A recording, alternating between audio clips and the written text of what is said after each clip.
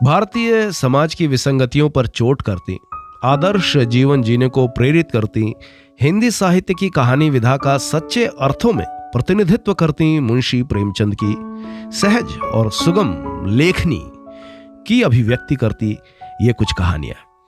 नमस्कार दोस्तों, मैं हूं ब्रिज कुमार और आज प्रेमचंद जी की कहानियों के श्रृंखला में लेकर के आए हैं उनकी एक सुप्रसिद्ध कहानी बड़े घर की बेटी। बेनी माधव सिंह गौरीपुर गांव के जमींदार और नंबरदार थे। उनके पितामह किसी समय बड़े धनधान्य संपन्न थे। गांव का जो पक्का तालाब और मंदिर जिनकी अब मरम्मत भी मुश्किल थी, उन्हीं के कीर्ति स्तंभ थे। कहते हैं इस दरवाजे पर कभी हाथी झूमता था, अब उसकी जगह एक बूढ़ी भैंस थी जिसके शरीर पर अस्थि पंजर के सिवा और कुछ न रहा था। पर दूध शायद बहुत देती थी, क्योंकि एक न एक आदमी हांडी लिए उसके सिर पर सवार ही रहता था। बेनी माधव सिंह अपनी आधी से अधिक संपत्ति वकीलों को भेंट कर चुके थे। उनकी वर्तमान आय 1000 रुपए वार्षिक से अधिक न थी। अब ठाकुर साहब के 2 बेटे थे। बड़े का नाम श्रीकंठ सिंह था। उसने बहुत दिनों के परिश्रम और उद्योग के बाद बीए की डिग्री प्राप्त की थी। अब एक दफ्तर में नौकर था। छोटा लड़का लाल बिहारी सिंह दोहरे बदन का सजीला जवान था, भरा हुआ मुखड़ा, चौड़ी छाती, भैंस का 2 सेर ताजा दूध वह उठकर सवेरे सवेरे पी जाता था। श्रीकंठ सिंह की दशा बिल्कुल विपरीत थी। इन नेत्र प्रिय गुणों को उन्होंने BA इन्हीं 2 अक्षरों पर न्योछावर कर दिया था। इन 2 अक्षरों ने उनके शरीर को निर्बल और चेहरे को कांतिहीन बना दिया था। इसी से वैद्य ग्रंथों पर उनका विशेष प्रेम था। आयुर्वेदिक औषधियों पर उनका अधिक विश्वास था। शाम सवेरे उनके कमरे से प्रायः खरल की सुरीली कर्ण मधुर ध्वनि सुनाई दिया करती थी। लाहौर और कलकत्ते के वैद्यों से बड़ी लिखा पड़ी रहती थी इनकी। श्रीकंठ इस अंग्रेजी डिग्री के अधिपति होने पर भी अंग्रेजी सामाजिक प्रथाओं के विशेष प्रेमी न थे, बल्कि वह बहुधा बड़े जोर से उसकी निंदा और तिरस्कार किया करते थे। इसी से गांव में उनका बड़ा सम्मान था। दशहरे के दिनों में वो बड़े उत्साह से रामलीला में सम्मिलित होते और स्वयं किसी न किसी पात्र का पाठ लेते थे। गौरीपुर में रामलीला के वही जन्मदाता थे। प्राचीन हिंदू सभ्यता का गुणगान उनकी धार्मिकता का प्रधान अंग था। सम्मिलित कुटुंब के तो वह एकमात्र उपासक थे। आजकल स्त्रियों को कुटुंब में मिलजुल कर रहने की जो अरुचि होती है, उसे वह जाति और देश दोनों के लिए हानिकारक समझते थे। अब यही कारण था कि गांव की ललनाएं उनकी निंदक थीं।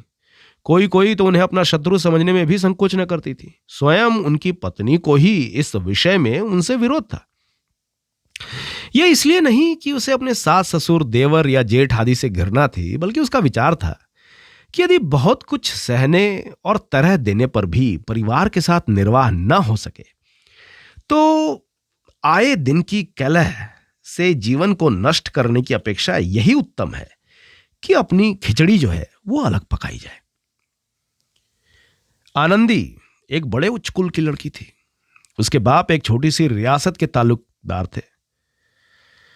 विशाल भवन, 1 हाथी, 3 कुत्ते, बाज, बहरी, शिकरे, झाड़ फानूस, ऑनरेरी, मजिस्ट्रेरी और रिन, जो एक प्रतिष्ठित ताल्लुकेदार के भोग्य पदार्थ हैं, सभी यहां विद्यमान थे। नाम था भृप सिंह।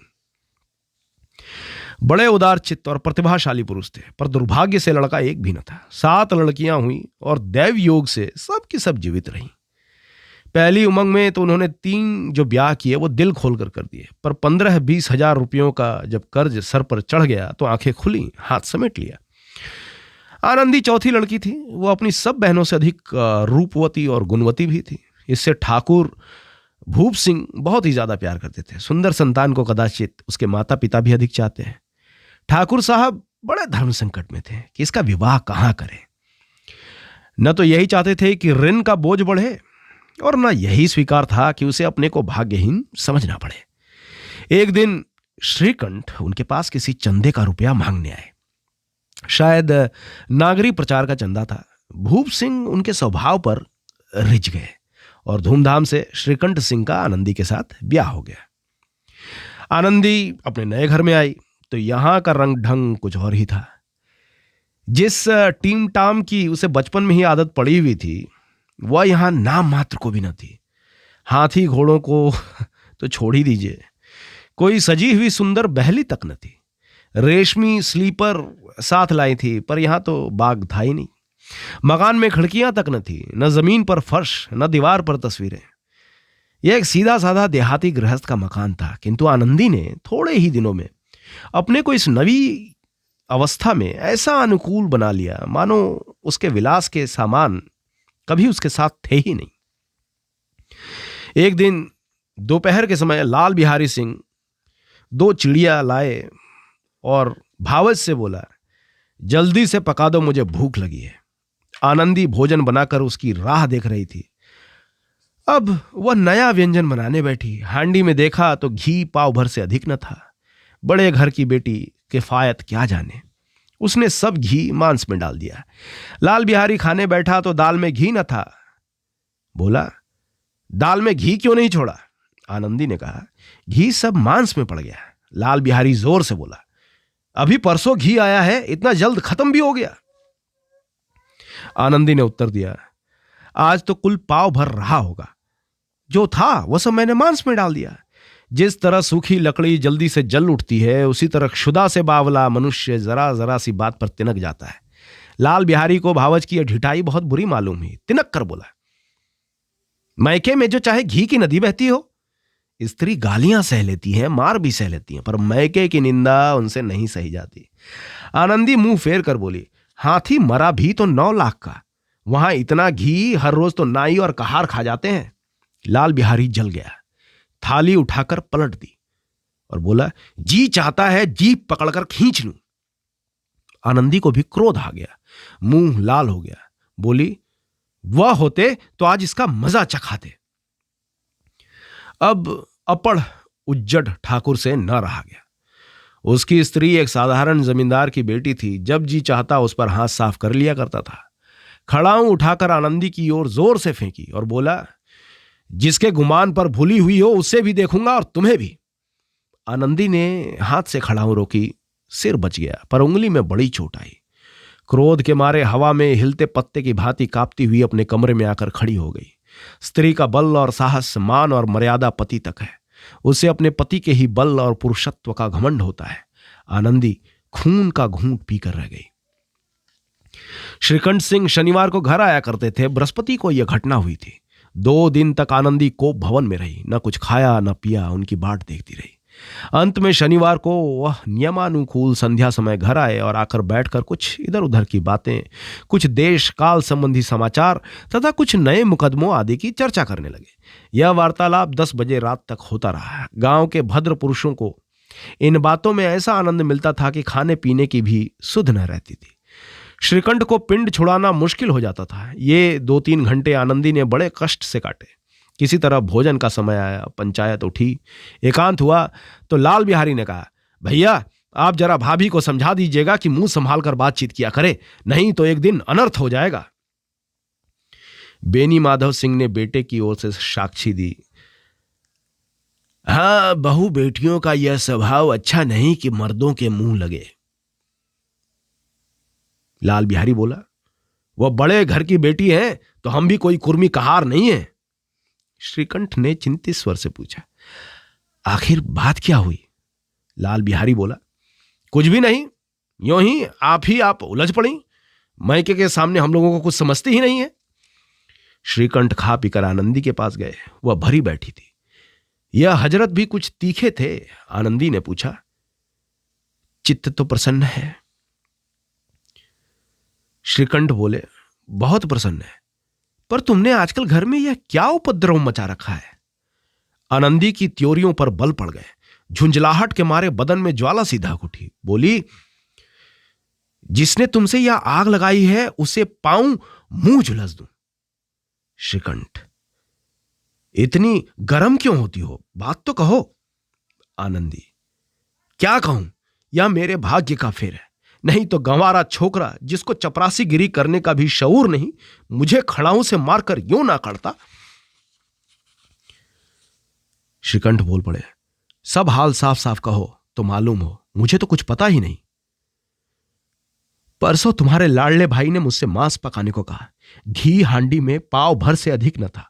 वह सब मैंने मांस में डाल दिया। जब खाने बैठा तो कहने लगा दाल में घी क्यों नहीं है। बस इसी पर मैके को बुरा भला कहने लगा। मुझसे न रहा गया।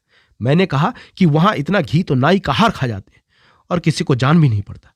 बस इतनी सी बात पर उस अन्यायी ने मुझ पर खड़ाऊ फेंक मारी। यदि हाथ से न रोक लूं तो सर फट जाता। उसी से पूछो मैंने जो कुछ कहा है वह सच है या झूठ। श्रीकंठ की आंखें लाल हो गईं। बोले, यहां तक हो गया इस छोकरे का यह साहस। आनंदी स्त्रियों के स्वभाव अनुसार रोने लगी क्योंकि आंसू उनके पलकों पर रहते हैं।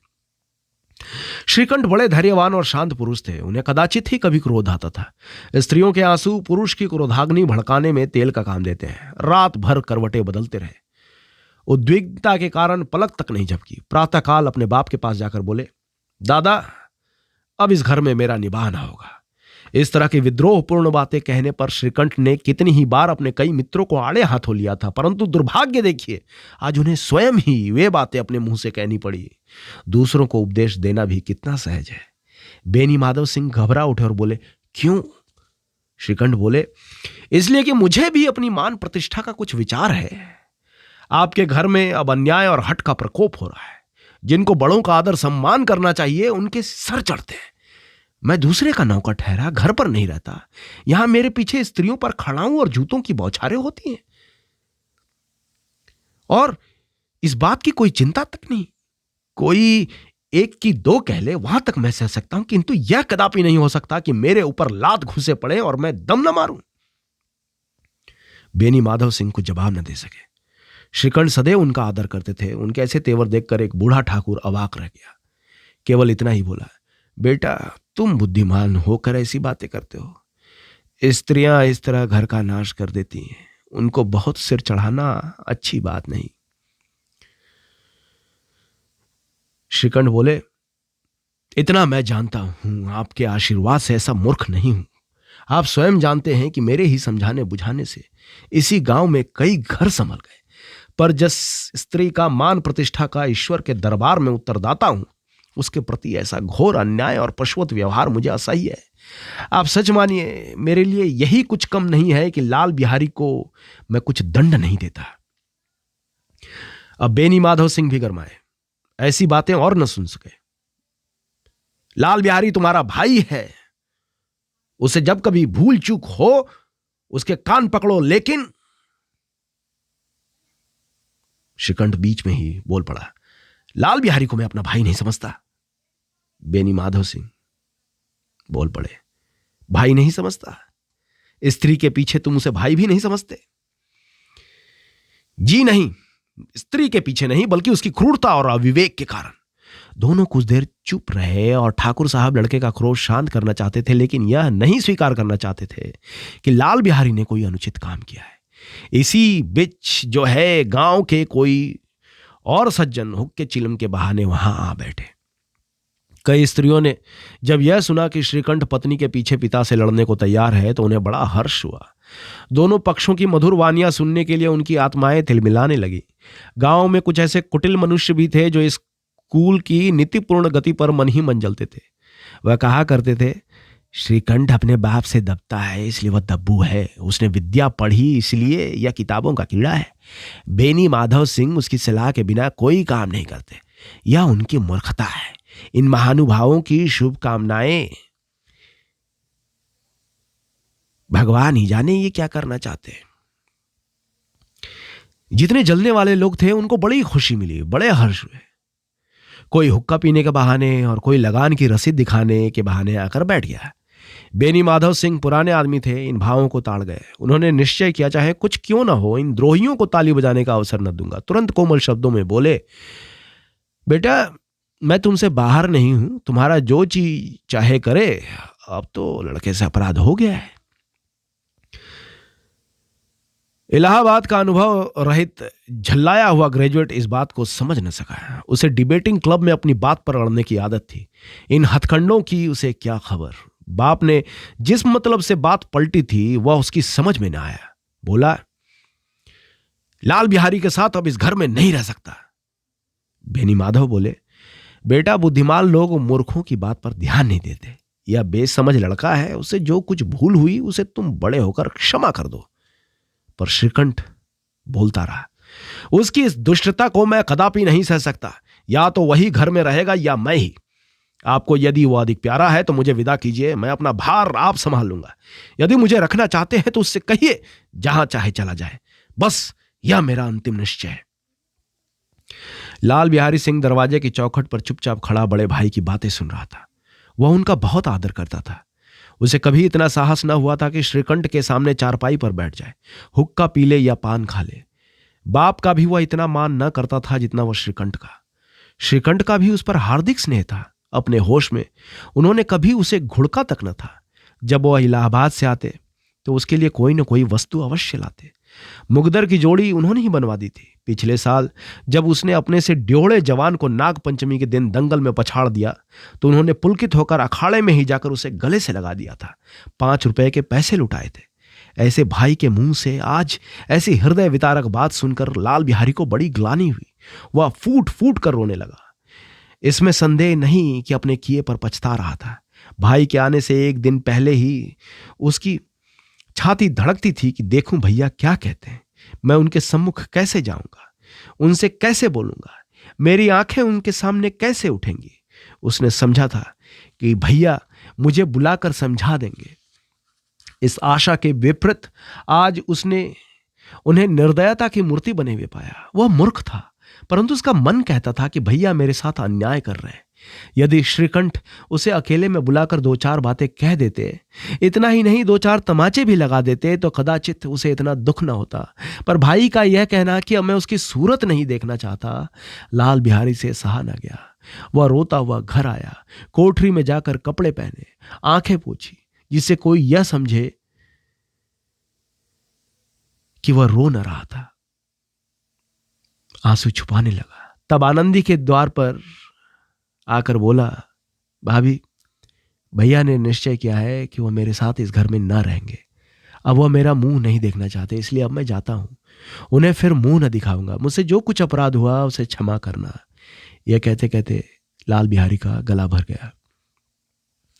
जिस समय लाल बिहारी सिंह सर झुकाए आनंदी के द्वार पर खड़ा था, उसी समय श्रीकंठ सिंह आंखें लाल किए बाहर से आए। भाई को खड़ा देखा तो घृणा से आंखें फेर ली और कतरा कर निकल गए, मानो उसकी परछाई से भी दूर भागते हो। आनंदी ने लाल बिहारी की शिकायत तो की थी, लेकिन अब मन ही मन पछता रही थी। वह स्वभाव से भी बहुत ही दयावान थी, दयावती थी। उसे इसका तनिक भी ध्यान न था कि बात इतनी बढ़ जाएगी। वह मन में अपने पति पर झुंझला रही थी कि वो इतने गर्म क्यों हो गए, इतनी बात को आखिरकार इतना क्यों मोड़ दिया उसने। उस पर यह भय भी लगा हुआ था कि कहीं मुझसे इलाहाबाद चलने को कहे तो कैसे, क्या करूंगी। इसी बीच जब उसने लाल बिहारी को दरवाजे पर खड़े यह कहते सुना कि अब मैं जाता हूं, मुझसे जो कुछ अपराध हुआ क्षमा करना, तो उससे रहा सहा क्रोध भी पानी हो गया। वह रोने लगी। मन का मैल धोने के लिए नयन जल से उपयुक्त और कोई वस्तु नहीं है। श्रीकंठ को देखकर आनंदी ने कहा, लाला बाहर खड़े बहुत रो रहे हैं, तो मैं क्या करूं? भीतर बुला लो। मेरे जीभ में आग लगे, मैंने कहां से यह झगड़ा उठाया? मैं न बुलाऊंगा। पछताओगे, उन्हें बहुत ग्लानि हो गई है। ऐसा ना हो कहीं चल दे, कुछ कर ले। श्रीकंठ न उठे। इतने में लाल बिहारी ने फिर कहा, भाभी भैया से मेरा प्रणाम कह दो। वह मेरा मुंह नहीं देखना चाहते, इसलिए मैं भी अपना मुंह उन्हें ना दिखाऊंगा। लाल बिहारी इतना कहकर लौट पड़ा और शीघ्रता से दरवाजे की ओर बढ़ा। अंत में आनंदी कमरे से निकली और हाथ पकड़ लिया। लाल बिहारी ने पीछे फिर कर देखा और आंखों में आंसू भरे बोला, मुझे जाने दो। कहां जाते हो? जहां कोई मेरा मुंह न देखे। मैं न जाने दूंगी। मैं तुम लोगों के साथ रहने योग्य नहीं हूं भाभी। तुम्हें मेरी सौगंध, अब एक पग भी आगे ना बढ़ना। भाभी जब तक मुझे यह मालूम ना हो जाए कि भैया का मन मेरी तरफ से साफ हो गया है, तब तक मैं इस घर में कदापि नहीं रहूंगा। मैं ईश्वर को साक्षी देकर कहती हूं कि तुम्हारी ओर से मेरे मन में तनिक भी मैल नहीं है लाल बिहारी। श्रीकंठ इन बातों को सुन रहा था। उसका भी हृदय पिघला। उन्होंने बाहर आकर लाल बिहारी को गले लगा लिया। दोनों भाई खूब फूट फूट कर रोए। लाल बिहारी ने सिसकते हुए कहा, भैया अब कभी मत कहना कि तुम्हारा मुंह न देखूंगा। इसके सिवा आप जो दंड देंगे मैं सहर्ष स्वीकार करूंगा।